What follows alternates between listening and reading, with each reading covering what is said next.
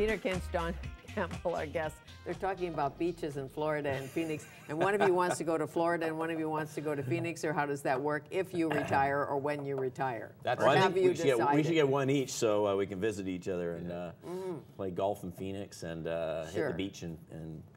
But as you've always said, think about your lifestyle. Where are your grandchildren? Where is your family? Do you want to commute to Florida? Do you want to commute to Phoenix? Do you want to commute to Seattle? You know, or go to Maui or go to a Gulf Island. So you have to figure that out. And worst off is, do you want to be handcuffed?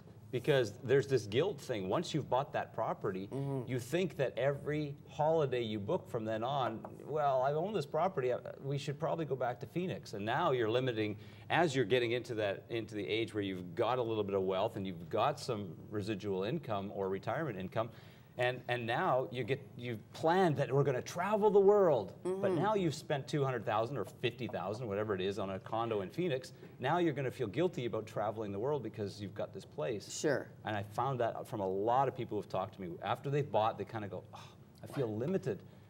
Limited where It's so true. Even with the Whistler condo, all the kids skied as you were growing up. Now they don't ski anymore. Nobody uses the condo. Yeah. Nobody uses the single family. Trying to get into a rental pool or something.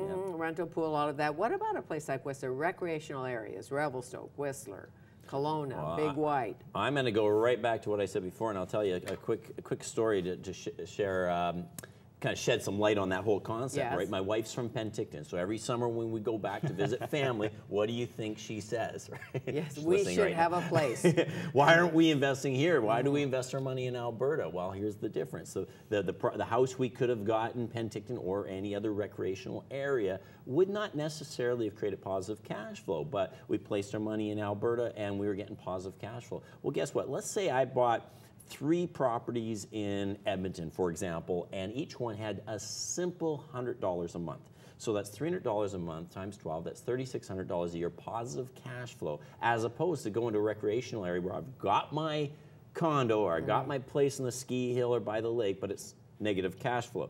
Well, take that $3,600 positive cash flow. What could I rent for that 1 month or that 3 weeks or that 2 weeks a year that I use that recreational property? What could I rent with $3,600? A lot. A lot. Pretty well anything I want, and I could change it up every year. Sure, and you don't have to worry about all that maintenance and things like that. Oh, absolutely. And recreational property is always the first to fall off and the last to come back because it's a secondary property. So it's not really an investment property, it's a lifestyle choice property. So as soon as the economy gets, the confidence starts to go down, so everybody kind of tries to pile out of recreational property. You see these resorts across Canada right now, over the last 3 months, how many have gone into bankruptcy? And it's when weather is guiding your ship. Yeah. And you have a no snow winter, guess what? So do you analyze in Europe at all? Like going to Paris, going to Italy? Yeah, we look at the market, and right now, and what we're finding is the majority of the big money is coming out of like the sovereign wealth funds and the banks are taking their money out of Europe and sticking it into Canada. And as a matter of fact, we look at the U.S. market, and one of the risks that you have is the U.S. dollar, because they're printing so much that is going to drop in value, which means that even if your value of your house is going up, your investment is going down. So the only thing that's saving the U.S. dollar right now and U.S. treasuries is all the craziness that's going on in Europe and the turmoil. As soon as, whenever that happens, they figure that out, the next thing to drop down is going to be the U.S. dollar. Right now it's a safe haven. So okay, well, and you can have a place in the Aegean Sea, but maybe not. Yeah, you could rent one for $3,600. You could rent one, and perhaps that's the way to go. Or take a cruise and try and figure it out, or sail down the Amalfi Coast. I don't know. Yeah. But what I do know is cash flow is a good thing. Key. Absolutely key. It's the number one thing in any business. In any business. And again, if you're investing, treat it like a business. So it has to be positive. Okay, and if you need to borrow money to invest, say you want to invest in the United States, you need to borrow money to invest. I know some U.S. banks are reluctant to loan to Canadians. This is another... Not because we're not good people.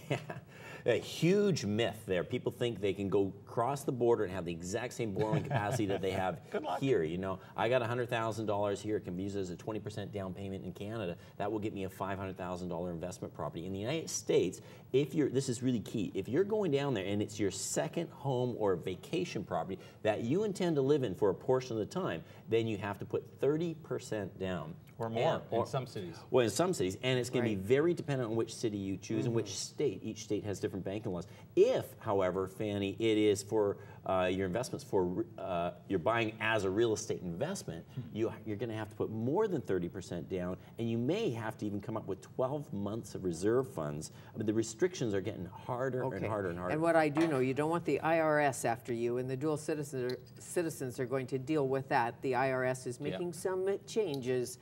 I hear tell. So always get a lawyer, a good tax lawyer, somebody who knows what's going on. Absolutely. And last but not least, if you're going to go over the border, do it based not on the emotions, and do it based on the facts. You know, work with like an HSBC who can introduce you to a HSBC bank in the States. Sure. Do something like that. Exactly. Or if you have a new lover with a lot of money in Detroit, you can go there. You can if you want to go to Detroit. Set up shop in the Nice in the Silver Dome there now. Why not? Oh, that's right. Somebody bought that. Yeah, we talked about that last time. Okay, thank you. Thank you very much. Thank you, Peter Kinch and Don Campbell, real estate experts. And coming